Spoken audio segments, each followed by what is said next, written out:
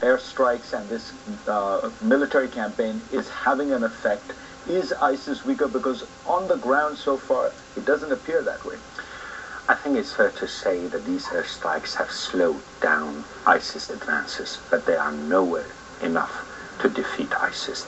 And what we see also in Kobani, in neighboring Syria, is also a statement to the fact that these airstrikes, while welcome, while important, but nowhere enough to defeat ISIS. Now, let's first talk about the Iraqi army. One of the problems, as I understand it, was that Maliki, the former prime minister, had fired a lot of very good Sunni generals and colonels, replaced them with Shiite loyalists.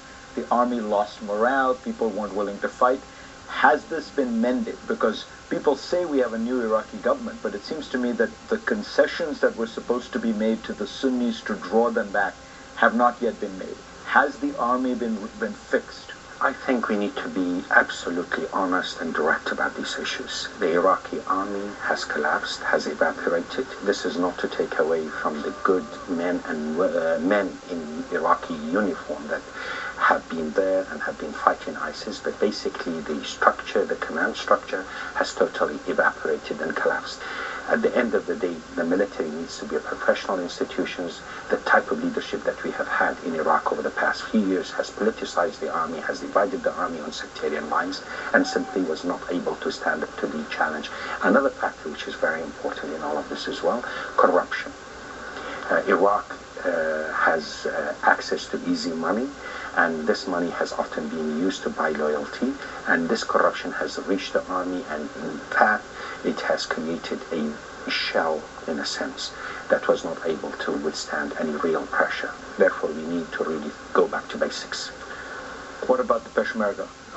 Will the Kurdish army, this is the force that protects the Kurdish part of Iraq, is it going to be willing to go into battle in Iraq, potentially even into Syria, to fight ISIS, since you do need an effective fighting force on the ground? My own sense is, I can say this definitively, Kurdistan has emerged as the most reliable partner of the international coalition in the fight against ISIS. There may be a number of reasons for that. One of the issues that I'm proud of, Kurdistan represents a tolerant society, tolerant values, and we do have a real interest in taking on ISIS.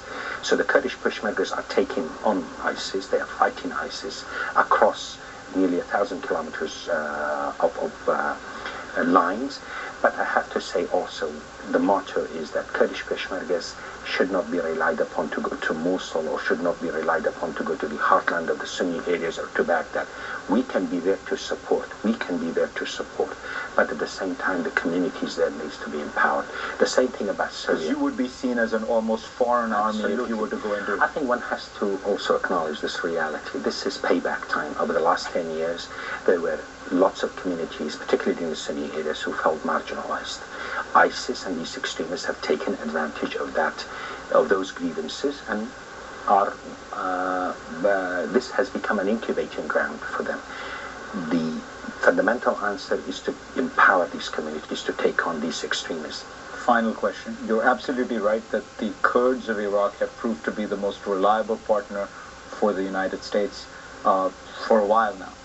Is the payback after all of this going to be that you would like to declare independence? Every Kurd wants independence. There's a reality of it. But I genuinely do believe that the Kurds will be the ones who will have least problem with a united Iraq, a decent Iraq. Today, the Kurds want Iraq to succeed. A democratic federal Iraq will be good for the Kurds, and we want to be partners in making Iraq a success. However, what is tearing Iraq apart is corruption, is sectarianism, and is a lot of regional interventions, but above all, a political elite that has failed to seize the moment and building a nation from the ashes of genocide and the terror that Saddam Hussein has left us. Baram Savit, pleasure to have you on.